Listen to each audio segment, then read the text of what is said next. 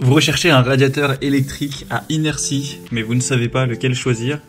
Eh bien vous êtes tombé sur la bonne vidéo car c'est ce qu'on va voir dans ce top 3 comparatif des meilleurs radiateurs électriques à inertie qu'on peut retrouver sur le marché en 2023. Donc je vais vous présenter différents modèles qui feront partie des mieux notés. On va les voir par ordre de prix décroissant en espérant que ça facilitera votre choix. Et bien sûr, vous pourrez retrouver en description de la vidéo tous les liens vers chacun des radiateurs électriques à inertie présentés. On va commencer avec le Cayenne, donc un radiateur à inertie d'une puissance de 1500 watts. On aura des évaluations assez bonnes, à 4,2 étoiles sur 5 sur plus de 500 évaluations clients. Un prix relativement coûteux, qui est effectivement un peu plus cher que les autres. Vous aurez différentes fonctions, le mode évidemment arrêt, hors gel, confort, programmation hebdomadaire, consommation, éco-pilote, éco-citoyen, absence prolongée, le verrouillage parental et détection de fenêtres ouvertes, donc c'est assez complet et polyvalent. On aura donc différents programmes que vous pourrez mettre en fonction de vos habitudes, de vos besoins. Le réglage de la température ira entre 13 degrés et 30 degrés Celsius. On a une mise à l'heure automatique ou manuelle avec une sécurité thermique, donc des protections contre la surchauffe. Et on aura donc une alimentation monophasée à 230 volts, plutôt classique. Donc c'est un modèle qui n'est pas vraiment donné en termes de prix, mais voilà, c'est une marque qui est présente sur le marché, notamment dans le groupe Cayenne, ça fait partie de ce groupe-là. On en verra un autre par la suite. Donc voilà, il est un petit peu cher, mais je pense que c'est un des produits les plus intéressants sur le marché en termes de radiateur à inertie. Vous pourrez retrouver d'ailleurs plus d'infos en passant donc par le premier lien en description.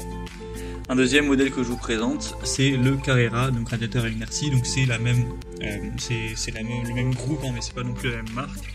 Il est également bien noté à 4,2 étoiles sur 5 sur plus de 890 évaluations. Il sera quand même moins coûteux, mais également moins puissant, donc ça se comprend. Cette fois-ci, c'est seulement 1000 watts. Vous aurez toujours le même type de fonction, donc je vais pas toutes les redire, c'est un petit peu la même chose.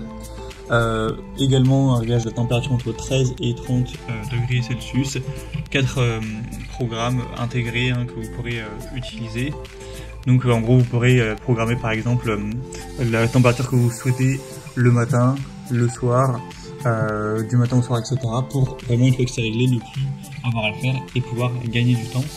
Donc c'est un modèle qui ressemblera un petit peu au précédent, mais il sera quand même moins coûteux. Donc c'est préférable à ce niveau-là. En gros c'est un petit peu le même modèle mais simplement en moins puissant et forcément en moins cher, donc à voir lequel vous intéresse le plus. Et on va terminer avec le Haverland Medusa 10, un radiateur électrique à inertie. Celui-ci sera un peu mieux noté que les autres, 4,4 étoiles sur 5 en moyenne sur plus de 170 évaluations, donc il sera moins populaire au niveau du nombre, mais les évaluations sont un peu meilleures, donc on peut dire que ça compense plus ou moins. Il sera également moins cher, donc ça c'est préférable. Vous aurez quand même un très bon rapport qualité-prix avec celui-ci.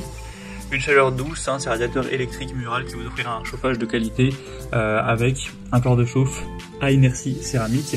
Une programmation qui sera très simple, vous pourrez choisir parmi les 3 programmes préenregistrés pour l'adapter à vos besoins. On aura aussi un fil pilote 6 ordres pour vous fournir une plus grande flexibilité d'emploi.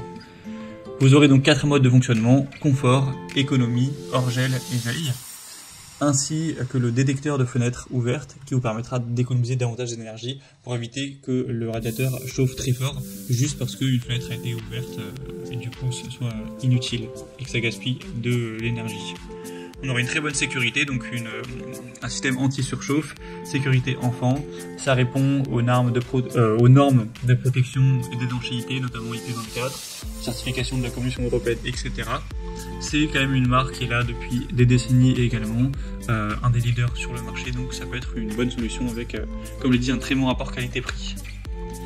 Voilà, c'était tout pour ce top 3 comparatif des meilleurs radiateurs électriques à inertie qu'on peut retrouver sur le marché en 2023. Comme indiqué, il y a tous les liens juste en dessous en description de la vidéo vers chacun des produits présentés en fonction de leur ordre d'apparition.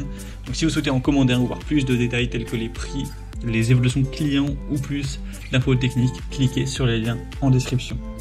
J'espère que cette vidéo aura pu vous faire gagner du temps pour ce choix. Je vous souhaite de passer une bonne fin de journée ou une bonne fin de soirée et je vous dis à très vite.